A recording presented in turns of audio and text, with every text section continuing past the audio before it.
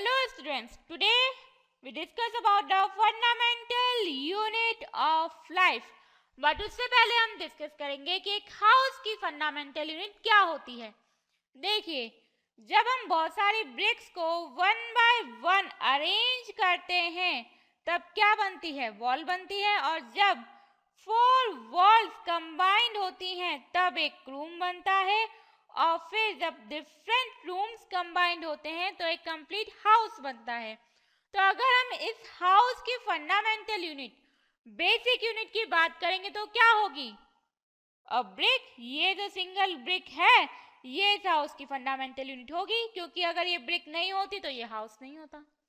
Similarly plants, human beings and animals, इनकी life की भी एक फंडामेंटल यूनिट होती है और वही हम डिस्कस करेंगे फंडामेंटल यूनिट ऑफ लाइफ में। तो चलिए स्टार्ट करते हैं from the discovery of fundamental unit of life. Fundamental unit of life की डिस्कवरी के पीछे सबसे बड़ा रोल था माइक्रोस्कोप का, क्योंकि माइक्रोस्कोप की वजह से ही fundamental unit of life discover हुई थी। अब देखिए, इन 1665 में एक साइंटिस्ट थे रॉबर्ट हुक।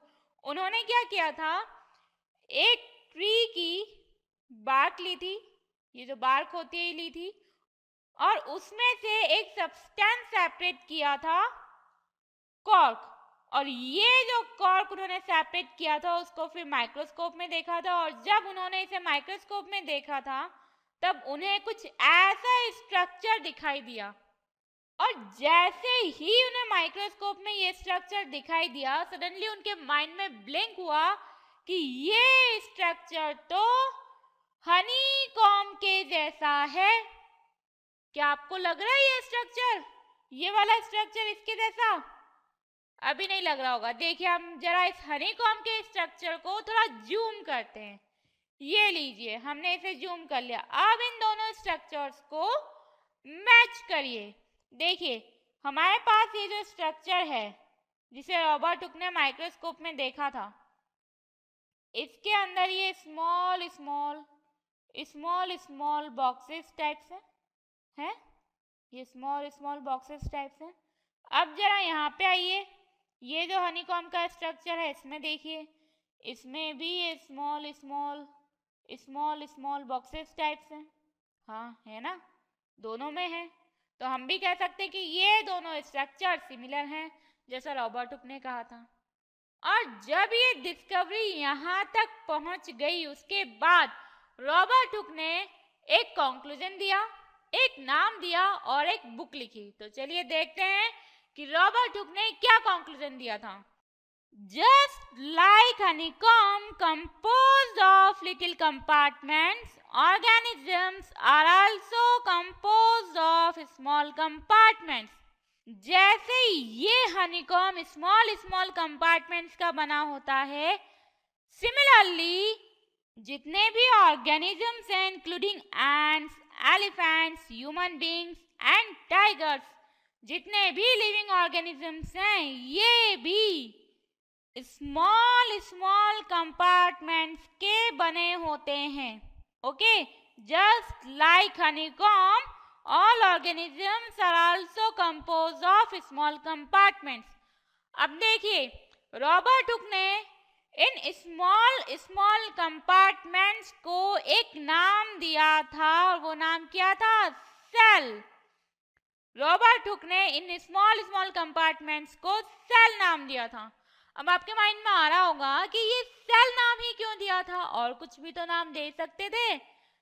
देखिए, रॉबर्ट हुक ने सेल नाम इसीलिए दिया था क्योंकि ये जो सेल है ये एक लैटिन टर्म से डिराइव किया गया है, और उसका मीनिंग क्या होता है, स्मॉल कंपार्टमेंट्स। क्या होता है, स्मॉल कंपार्टमेंट्स और स्मॉल रूम्स। तो हम क्या कह सकते हैं यहाँ पे, Robert Hooke named these compartments as cell. अब देखिए, ये जो पूरी डिस्कवरी रॉबर्ट हुक ने की थी, ये पूरी डिस्कवरी उनको खुद को भी इतनी ज्यादा अच्छी लगी थी, इतनी ज्यादा अच्छी लगी थी कि उन्होंने इस पूरी डिस्कवरी पे एक बुक लिखी थी और उस बुक का नाम था माइक्रोग्राफिया। क्या नाम था? माइक्रोग्राफिया। तो हम क्या कह सकते हैं यहाँ पे? On this discovery he wrote a book named Micrographia. अब ये जो दोनों पॉइंट्स हैं, ये दोनों पॉइंट्स बहुत ही इंपॉर्टेंट हैं, बिकॉज इन दोनों पॉइंट से 3 क्वेश्चंस, 3 ऑब्जेक्टिव क्वेश्चंस निकलते हैं। और वो क्वेश्चंस कौन कौन से हैं? फर्स्ट, रॉबर्ट हुक ने क्या डिस्कवर किया था? सेल। रॉबर्ट हुक ने क्या नाम दिया था? सेल। रॉबर्ट हुक ने कौन सी बुक लिखी थी? माइक्रोग्राफिया। ओके। जब रॉबर्ट हुक ने सेल की डिस्कवरी कर दी, सेल नाम दे दिया, उसके बाद पूरी दुनिया में हलचल मच गई। जितने भी साइंटिस्ट थे वो सभी रिसर्च में लग गए। उनमें से 3 scientist, mister M J Schleiden, T Schwann and Rudolf Virchow, इन 3 साइंटिस्ट ने अपनी रिसर्च कंप्लीट की और 3 कंसेप्ट दिए। क्या दिए? 3 कंसेप्ट दिए। और उन्हीं 3 कंसेप्ट को हम डिस्कस करते हैं सेल थ्योरी में। तो चलिए स्टार्ट करते हैं। Cell theory states that, first point, all living organisms are composed of cells। जितने भी लिविंग ऑर्गेनिजम्स हैं, including plants, animals and human beings, ये सभी सेल्स से ही बनते हैं। All living organisms are composed of cells। Next point है, cell is the fundamental unit of life. Cell हमारी लाइफ की बेसिक यूनिट है। Now the third point, all new cells comes from pre existing cells. जो pre existing cells हैं, means जो cells पहले से exist कर रही हैं, उन्हीं में से न्यू सेल्स फॉर्म होती हैं, उन्हीं में से न्यू सेल्स आती हैं। ओके। फॉर एग्जाम्पल, सपोज कीजिए ये एक छोटा बेबी है। ये कहाँ से आया है? इसके मम्मी पापा से। और इसके मम्मी पापा कहाँ से आए हैं? उनके मम्मी पापा से। तो इनके मम्मी पापा थे इसलिए ये आए हैं, और ये थे इसलिए ये छोटा बेबी आया है। मतलब क्या है? जो पहले से एग्जिस्ट कर रहे हैं उन्हीं से न्यू जनरेशन आती है। सिमिलरली जो सेल्स पहले से एग्जिस्ट कर रहे हैं उन्हीं से न्यू सेल्स आती हैं। नाउ अब हम सेल को डिटेल में डिस्कस करेंगे, बट उससे पहले हम यहाँ पे सेल से रिलेटेड कुछ इंपॉर्टेंट पॉइंट्स देखेंगे। अभी तक हमने सेल से रिलेटेड क्या देखा है? Cell discovery and cell theory. और इन दोनों में ही हमने देखा है कि जितने भी लिविंग ऑर्गेनिजम्स होते हैं, including human beings, animals and plants, ये सभी किससे बनते हैं? इन स्मॉल स्मॉल बॉक्सेस से, जिन्हें रॉबर्ट हुक ने क्या नाम दिया था? सेल। जितने भी लिविंग ऑर्गेनिजम्स होते हैं ये सेल्स से बनते हैं। जब बहुत सारी सेल्स कंबाइंड होती हैं तब एक स्ट्रक्चर बनाती हैं, एक कंप्लीट ऑर्गेनिज्म बनाती हैं। तो जब तक सेल प्रेजेंट नहीं होगी, जब तक एक सिंगल सेल प्रेजेंट नहीं होगी, तब तक एक ऑर्गेनिज्म नहीं बनेगा। क्योंकि एक single cell 2 new cells form करती है, and these 2 new cells further new cells form करती हैं। और इस तरह से एक सिंगल सेल से भी बहुत सारी सेल्स फॉर्म होती हैं। तो जब तक ये सिंगल सेल प्रेजेंट नहीं होगी तब तक बाकी की सेल्स भी प्रेजेंट नहीं होंगी, और बाकी की सेल्स प्रेजेंट नहीं होंगी तो ये कंबाइन नहीं होंगी और एक स्ट्रक्चर फॉर्म नहीं करेंगी, एक ऑर्गेनिज्म फॉर्म नहीं करेंगी। तो हम क्या कह सकते हैं यहाँ पे, cell is a basic structural unit of life. Cell basic structural unit होती है लाइफ की। अब देखिए, जितने भी लिविंग ऑर्गेनिजम्स हैं सभी की बॉडी में डिफरेंट डिफरेंट फंक्शंस होते हैं। ह्यूमन बींग्स की बॉडी में भी बहुत सारे फंक्शंस होते हैं, एनिमल्स और प्लांट्स की बॉडी में भी बहुत सारे फंक्शंस होते हैं। तो ये फंक्शंस किसकी वजह से होते हैं? अगेन सेल की वजह से, क्योंकि जब सिंगल सेल या बहुत सारी सेल्स मिलके फंक्शन परफॉर्म करती हैं तब एक लिविंग ऑर्गेनिज्म की बॉडी फंक्शन परफॉर्म करती है। तो इट मीन्स अगेन अगर सेल प्रेजेंट नहीं होगी तो बॉडी फंक्शन नहीं करेगी। तो हम क्या कह सकते हैं यहाँ पे, cell is the basic functional unit of life. Cell functional unit भी होती है लाइफ की। ओके, नाउ सेल की डिस्कवरी के पीछे सबसे बड़ा रोल किसका था? माइक्रोस्कोप का, क्योंकि जब तक माइक्रोस्कोप नहीं था तब तक सेल की डिस्कवरी नहीं हुई थी। ओके, इसका मतलब सेल का साइज बहुत ही स्मॉल होता होगा। तो देखते हैं कि सेल का साइज कितना होता है। The size of cell is about 1 to 100 micrometer.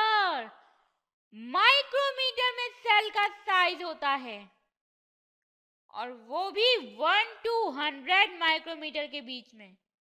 और ये साइज तो बहुत ही ज्यादा स्मॉल होता है। इसे हम नेकेड आई से तो ऑब्जर्व कर ही नहीं सकते। नाउ हमने अभी देखा था कि जब बहुत सारी सेल्स कंबाइंड होती हैं तब एक स्ट्रक्चर बनाती हैं, एक लिविंग ऑर्गेनिज्म बनाती हैं। या हम यूं कहें कि जब बहुत सारी सेल्स कंबाइंड होती हैं ब्रिक्स की तरह, तब जैसे ब्रिक्स से एक बिल्डिंग बनती है वैसे ही सेल्स जब कंबाइंड होती हैं तो एक ऑर्गेनिज्म की बिल्डिंग बनती है। इसीलिए सेल को एक और नाम दिया गया है और वो नाम क्या है? वो नाम है building blocks of life. Cell को बिल्डिंग ब्लॉक्स ऑफ लाइफ भी कहते हैं। अब हम डिस्कस करेंगे टाइप्स ऑफ सेल्स।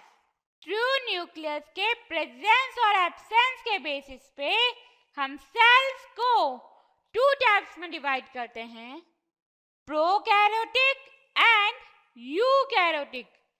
इन दोनों टर्म्स को आप मेरे साथ 2 बार रिपीट कीजिए, प्रोकैरियोटिक, यूकैरियोटिक, प्रोकैरियोटिक, यूकैरियोटिक। अब आप सोच रहे होंगे कि मैंने ऐसा करने के लिए क्यों कहा। देखिए, जब आपने इन दोनों टर्म्स को मेरे साथ रिपीट किया होगा तब आपने नोटिस किया होगा कि इन दोनों टर्म्स में कैरियोटिक सेम है। डिफरेंस कहाँ पे है? यहाँ पे प्रो है और यहाँ पे यू है। इट मीन्स इन टर्म्स का कुछ मीनिंग होगा, इस टर्म में प्रो और कैरियोटिक का कुछ मीनिंग होगा और इस टर्म में यू और कैरियोटिक का कुछ मीनिंग होगा। तो चलिए देखते हैं। सबसे पहले प्रो का मीनिंग क्या होता है? Pro means primitive. Okay, now you का क्या मीनिंग होता है? You means true. तो प्रो और यू का मीनिंग हमें पता चल गया। अब हम देखते हैं कैरियोटिक का क्या मीनिंग होता है। कैरियोटिक का मीनिंग होता है न्यूक्लियस। यहाँ पे भी कैरियोटिक का सेम मीनिंग होता है न्यूक्लियस। तो अब यहाँ पे जो लिखा है उसे ध्यान से देखिए। प्रोकैरियोटिक में प्रिमिटिव न्यूक्लियस प्रेजेंट होता है और यूकैरियोटिक में ट्रू न्यूक्लियस प्रेजेंट होता है। इसका मतलब ये जो प्रिमिटिव न्यूक्लियस है ये ट्रू न्यूक्लियस नहीं होता। इट मीन्स प्रोकैरियोटिक सेल्स में ट्रू न्यूक्लियस एब्सेंट होता है और यूकैरियोटिक सेल्स में ट्रू न्यूक्लियस प्रेजेंट होता है। बट ट्रू न्यूक्लियस और प्रिमिटिव न्यूक्लियस में क्या डिफरेंस है? देखिए, जो ट्रू न्यूक्लियस होता है उसमें न्यूक्लियस के चारों तरफ एक मेम्ब्रेन होती है, एक मेम्ब्रेन बाउंड स्ट्रक्चर होता है true nucleus. But primitive nucleus में कोई भी मेम्ब्रेन प्रेजेंट नहीं होती है, इसलिए हम उसे ट्रू न्यूक्लियस नहीं कहते। अगर nucleus without any membrane present है, न्यूक्लियस के चारों तरफ कोई मेम्ब्रेन नहीं है, तो उसे हम ट्रू न्यूक्लियस नहीं कहते, वो प्रिमिटिव न्यूक्लियस है। ओके, तो क्या देखा हमने यहाँ पे ओवरऑल? ट्रू न्यूक्लियस के प्रेजेंस और एब्सेंस के बेसिस पे सेल्स टू टाइप्स की होती हैं, prokaryotic and eukaryotic. Prokaryotic cells में ट्रू न्यूक्लियस एब्सेंट होता है और यूकैरियोटिक सेल्स में ट्रू न्यूक्लियस प्रेजेंट होता है। अब हम इन दोनों सेल्स के स्ट्रक्चर को वन बाय वन डिस्कस करेंगे।